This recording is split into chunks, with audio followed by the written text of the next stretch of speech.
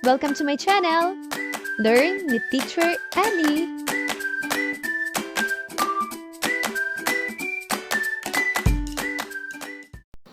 Filipino, Grade 2, Quarter 1, Week 8, Day 1.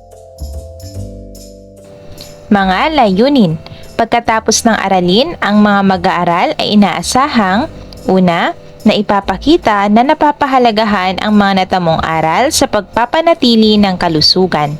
Pangalawa, natutukoy ang organisasyon ng tekstong impormatibo tulad ng pag-iisa-isa at paglalarawan. At pangatlo, nakasusulat ng mga letra, salita at pangungusap sa paraang kabit-kabit gamit ang mga natutuhang salita na may tunog ng X. Buuin ang mga jumbled letters. Basahin ang mga ito.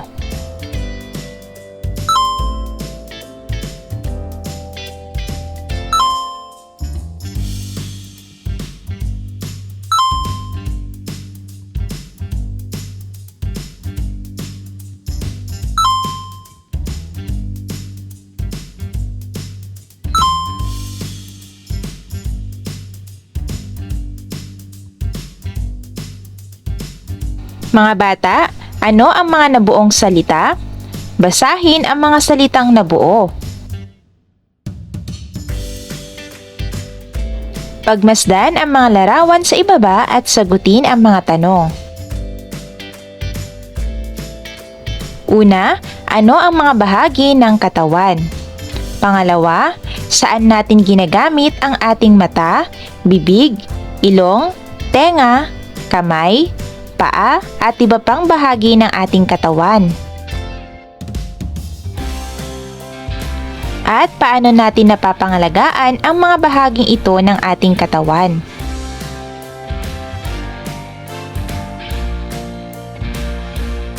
Ngayon, basahin ang mga pangungusap.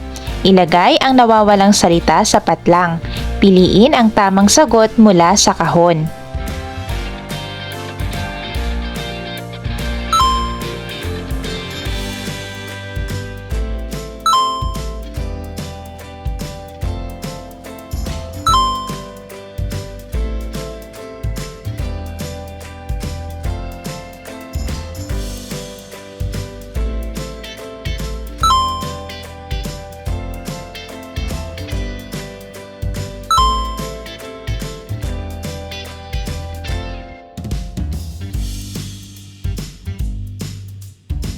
Basahin ang mga sumusunod na salita o lipon ng salita.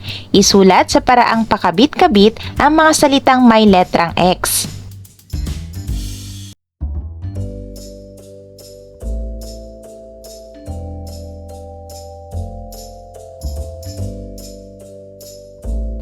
Ngayon ay mayroon akong babasahing teksto ukol sa tamang paghugas ng ating mga kamay. Handa na ba kayo? Hugasan ang kamay para iwas tamlay ni Jefferson Torres. Oops, teka muna, kakain ka na ba? May nakalimutan ka yata. Alam mo bang ayon sa mga balita, maraming sakit ang nakukuha kung madalang ang paghuhugas ng mga kamay bago kumain? Ilan sa sakit na maaari mong makuha ay lagnat, sipon at pagtatae. Dahil dito, mahalagang malaman ng isang batang tulad mo ang tamang paghuhugas ng kamay. Paano nga ba ito? Una mo nang basain ng malinis na tubig ang iyong mga kamay. Ikalawa ay pabulain ang mga ito gamit ang sabon. Kuskusing maigi ang likod ng iyong kamay, mga daliri at ilalim ng iyong kuko. Gawin ito sa loob ng hindi bababa sa 20 segundo. Ikatlo ay banlawan ng mabuti ang iyong mga kamay ng malinis na tubig. Bilang panghuli, patuyuin ang mga kamay gamit ang malinis na tuwalya o bimpo. Sa ganitong paraan, mapapanatili mo ang wastong kalusugan. Gayon din, magiging modelo ka sa mga batang tulad mo kung paano ang tamang paghugas ng mga kamay.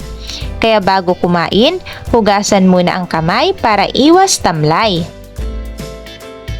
Mga bata, tungkol saan ang tekstong napakinggan? Ano ang mangyayari kung madalang ang paghugas ng kamay? Ano ang mga hakbang sa paghuhugas ng kamay? At paano nakatutulong sa pagkakaroon ng malusog na pangangatawan ang palagiang paghuhugas ng kamay? At panghuli, may positibong epekto ba ang paghuhugas ng kamay?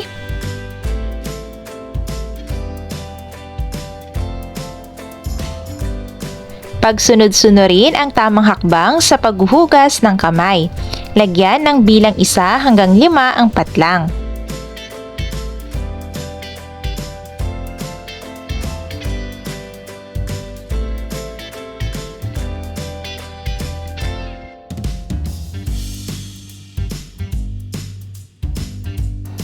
Isulat ang bilang 1 hanggang 5 sa ibaba ng larawan upang maipakita ang tamang pagkasunod-sunod ng mga pangyayari. Gumamit ng mga hudyat sa pag-iisa o paglalarawan tulad ng una, pangalawa, sunod at huli. Isulat ito sa patlang na inilaan.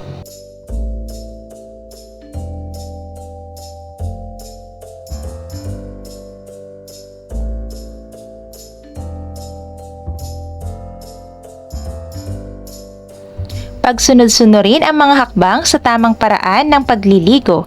Lagyan ng bilang 1 hanggang 5 sa patlang na inilaan.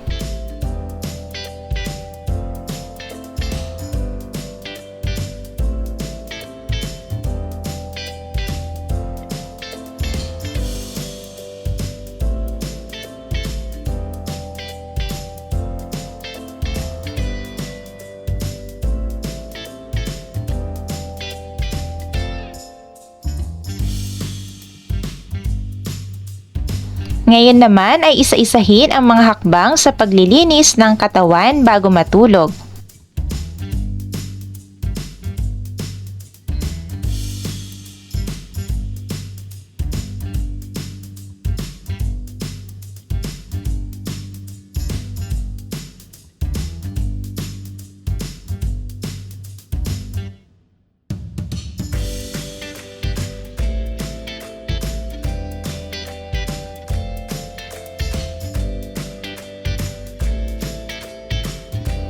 Day 2. Mga layunin.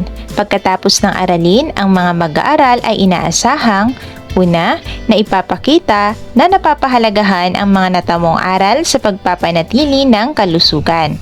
Pangalawa, natutukoy ang organisasyon ng tekstong impormatibo o pag-iisa-isa paglalarawan. At nakasusulat ng mga letra, salita at pangungusap sa paraang kabit-kabit gamit ang mga natutuhang salita na may tunog ng Z. Basahin ang mga salita o lipon ng salita. Piliin ang titik ng tamang larawan mula sa kahon. Kopyahin din ang mga salita na may letrang Z sa paraang kabit-kabit.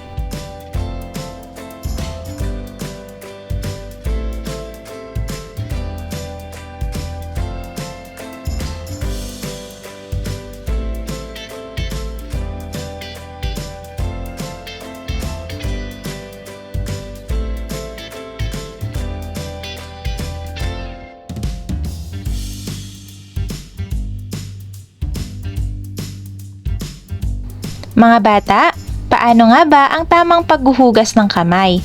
Maaari bang ibigay ninyong muli ang mga hakbang sa paghuhugas ng kamay?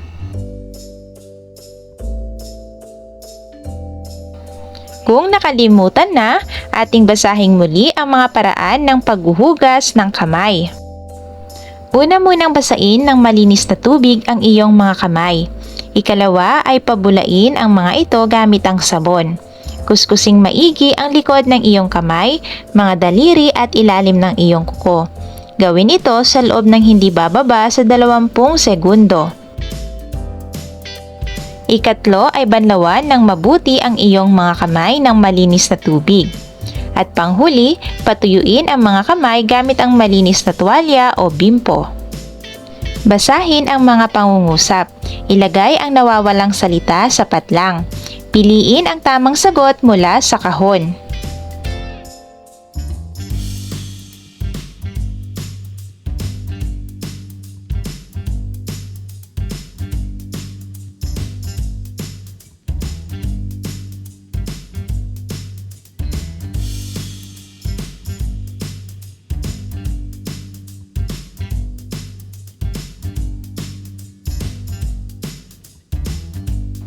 Mga bata, ano ang tawag sa mga salitang may salungguhit? At maaari nyo bang basahing muli ito?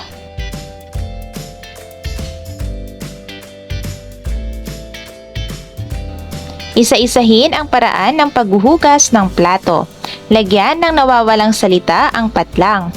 Piliin ang titik ng tamang sagot sa kahon at ilagay ito sa inyong sagutang papel.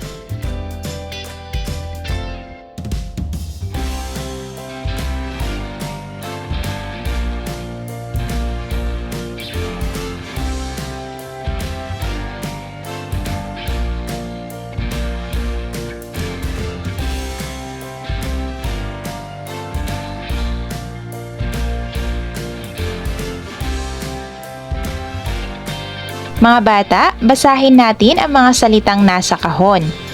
Una, ikalawa, ikatlo, pang-apat, panghuli.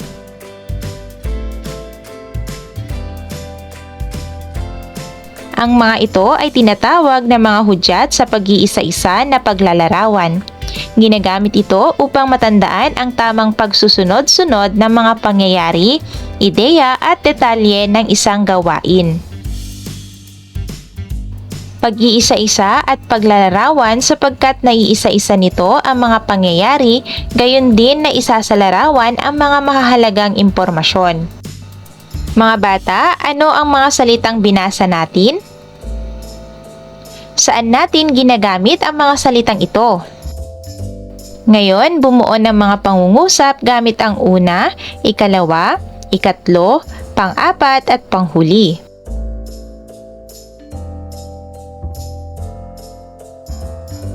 Isulat ang hakbang sa paghuhugas ng plato. Isulat ito ng sunod-sunod.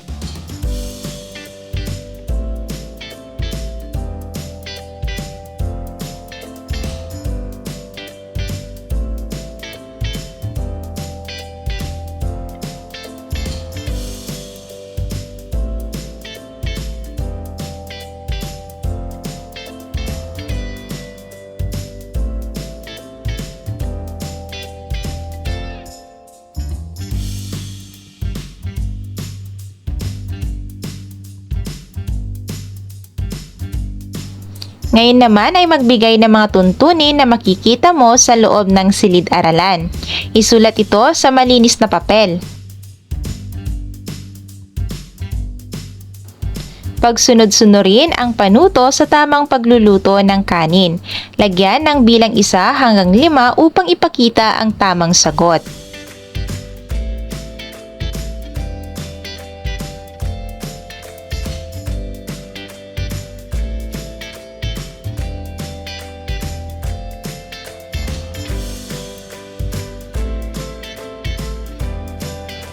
Isa-isahin ang mga hakbang sa pagluluto ng pritong itlog.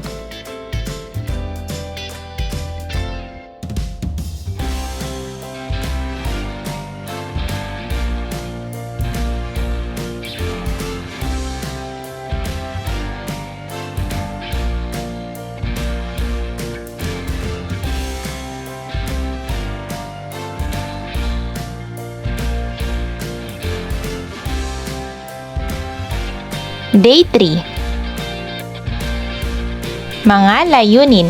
Pagkatapos ng aralin, ang mga mag-aaral ay inaasahang na ipapakita, natutukoy ang suliranin at solusyon. Natutukoy ang naglalahad sa teksto at nakapagbibigay ng 4 na mahalagang detalye mula sa nabasang teksto. Basahin ang mga salita o lipon ng mga salita na nasa chart.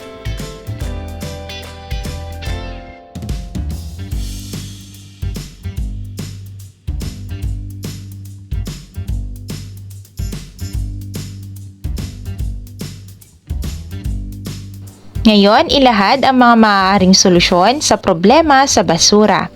Ilagay ang sagot sa sagutang papel. Isa-isahin, isulat ang mga ito.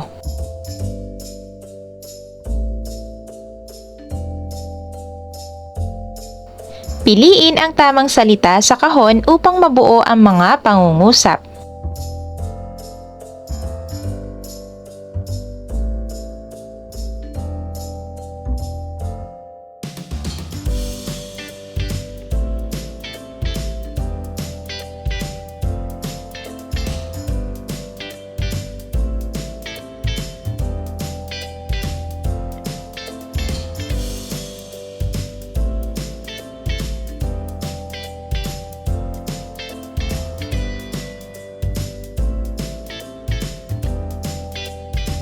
Ngayon, mayroon akong tekstong babasahin na may pamagat na problema sa basura.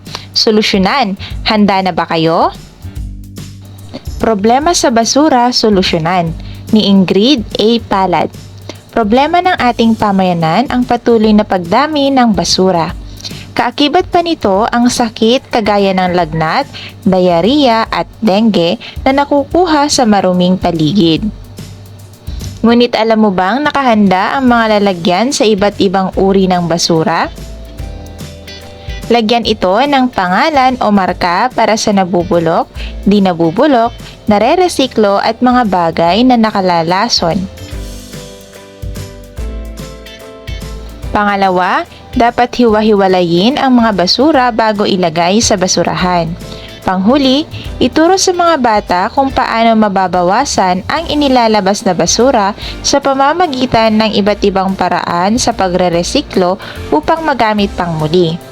Tandaan na sa pamamagitan ng pagtutulungan, sakit ay maiiwasan kung ang problema sa basura ay masusolusyonan.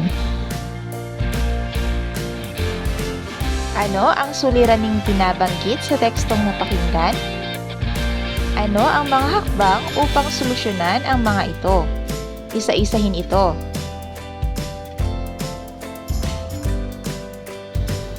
Bakit kailangan solusyonan ang suliranin binabanggit sa teksto? At bilang bata, paano ka makakatulong upang masolusyonan ang suliraning nabanggit?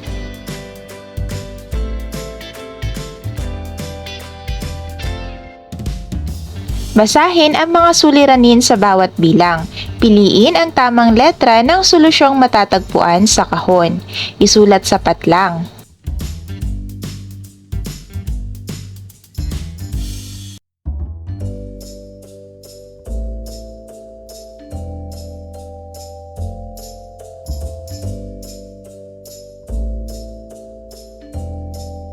Sa malinis na papel, magpinta ng maaaring paraan upang masolusyonan ang problema sa basura.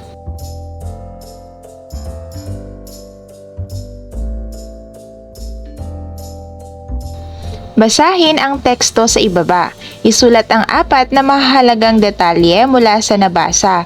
Isulat ito sa sagutang papel.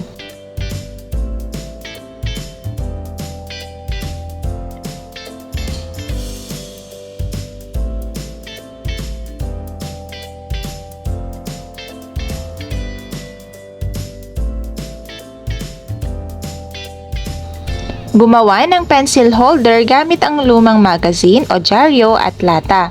Isulat ang mga hakbang sa paggawa nito. Day 4. Mga layunin. Pagkatapos ng aralin, ang mga mag-aaral ay inaasahang natutukoy ang huwarang organisasyon ng tekstong impormatibo na nakatuon sa pag-iisa-isa sa paglalarawan. Pangalawa, na ibibigay ang mahahalagang impormasyon tulad ng paksa, pangunahing ideya, sumusuportang detalye. At pangatlo, na ibibigay ang nais ipabatid ng author. Mga bata, pagmasdan ang larawan sa ibaba at sagutin ang mga tanong. Ano ang nasa larawan? Bakit kaya nagkakaroon ng ganyan sa ating lugar? Paano ka makakatulong upang mabawasan ang suliranin sa basura?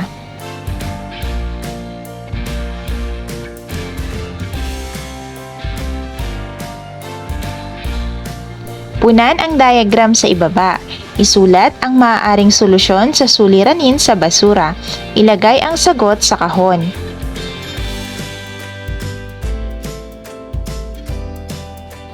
Ilagay ang check kung ang lipon ng mga salita ay nagpapahiwatig ng solusyon sa suliranin sa basura at X kung hindi.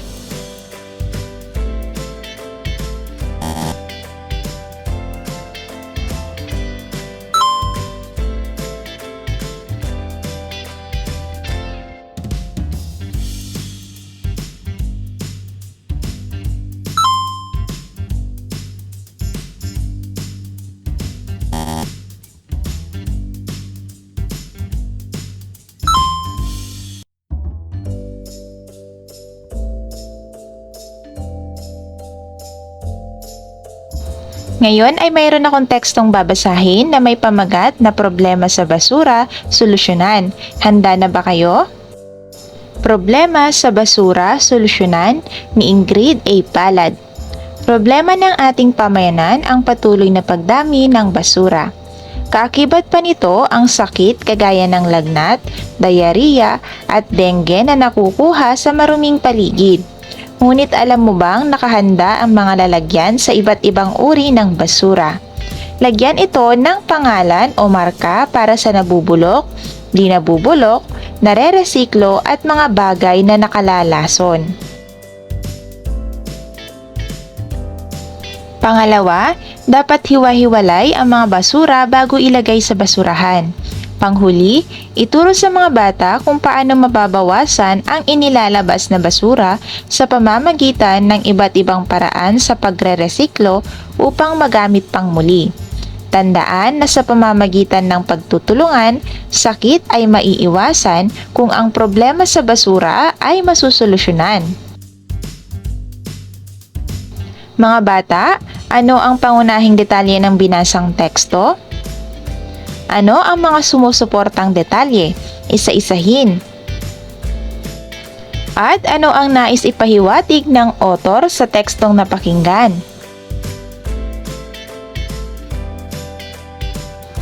Isulat ang nais ipahiwatig ng author sa tekstong napakinggan.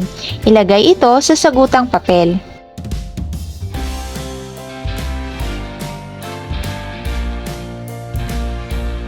Mga bata, pakinggan ang tekstong aking babasahin. Sagutan ang chart. Ang ating kalikasan. Ang Pilipinas ay biniyayaan ng saganang likas na yaman. Mayroong iba't ibang uri ng kagubatan sa ating bansa. Nagbibigay ng maraming pakinabang ang mga yamang gubat. Maraming uri ng buhay, ilan sa ating bansa lamang matatagpuan. Mayroon tayong mga ilog, lawa, watershed at dam na pinagmumulan ng tubig. Ang Pilipinas ang isa sa mga bansa sa mundo na pinagpala sa iba't ibang uri ng bato at mineral.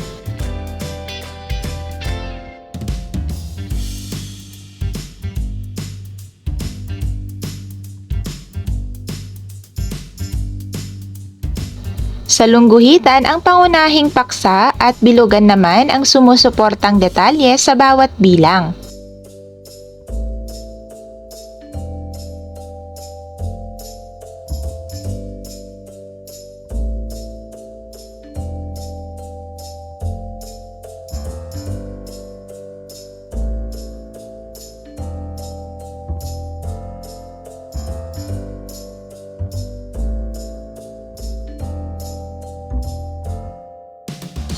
Basahin ang sanaysay sa ibaba tungkol sa pangangalaga sa kalikasan.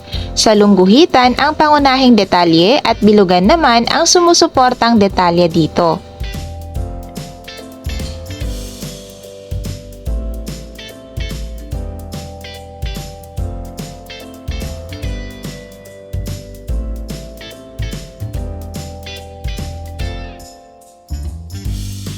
Day 5. Mga layunin. Pagkatapos ng aralin, ang mga mag-aaral ay inaasahang nasasagot ang mga tanong sa pagsusulit na may pag-unawa, na ipapakita ang katapatan sa pagsagot ng mga tanong sa pagsusulit, at na ibibigay ang tamang sagot sa bawat tanong sa pagsusulit.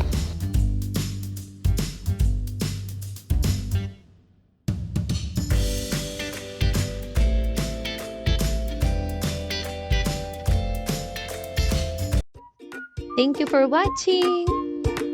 Also, don't forget to like, share, subscribe, and click the notification bell for you to be updated on our latest videos. See you on our next lesson. Goodbye!